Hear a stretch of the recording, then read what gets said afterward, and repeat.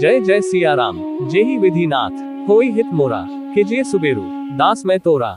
जेहि विधि प्रभु प्रसन्न मन होई, करुणा सागर कीजिए सोई। आप सभी का हमारे चैनल स्पिरिचुअल सर्वर्स में हार्दिक स्वागत है। आपका दिन शुभ हो। सीताराम सीताराम। श्री रामायण कथा अयोध्या कांड भाग 10 वन के लिए प्रस्थान। जैसे कि महाराज ने आज्ञा दी थी, सुमंत रथ ले आए। राम, सीता और लक्ष्मण ने वहां पर उपस्थित परिजनों तथा जनसमुदाय का यथोचित अभिवादन किया और रथ पर बैठकर चलने को उद्यत हुए।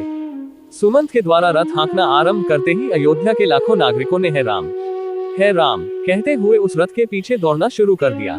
जब रथ की गति तेज हो गई और निवासी रथ के साथ साथ दौड़ पाने में असमर्थ हो गए तो वे उच्च स्वर में कहने लगे, रथ रोको, हम राम के दर्शन करना चाहते हैं।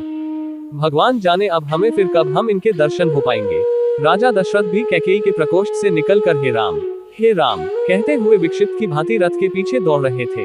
हाँफते हुए महाराज को रथ के पीछे दौड़ते देखकर सुमंत ने रथ रोका और बोले, हे पृथ्वीपति, रुक जाइए। इस प्रकार राम, सीता और लक्ष्मण के पीछे मत दौड़िए, ऐसा करना पाप है।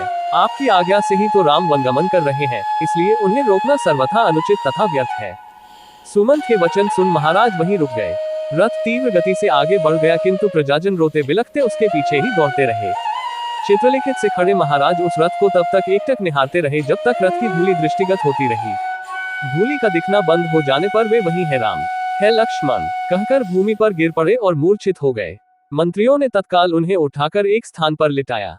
मूर्छा भंग होने पर मृतप्राय से महाराज स्फुट स्वर में कहने लगे, संपूर्ण ब्रह्मांड में मैं सबसे बड़ा अभागा व्यक्ति हूँ, जिसके दो पुत्र एक साथ वृद्ध पिता को बिलखता छोड़कर वन को चले गए। अब मेरा जीवन व्यर्थ है।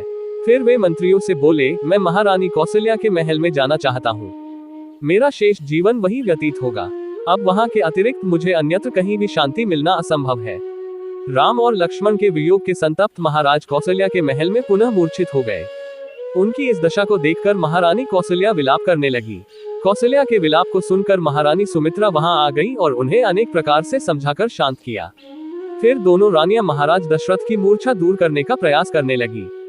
जय जय सिया राम। आगे की कथा भाग 11 कल आपको पुनः मिलेगी। आप सभी का दिन शुभ हो। हमारे चैनल पर बने रहने के लिए लाइक, फॉलो और सब्सक्राइब करें। जय जय सिया राम।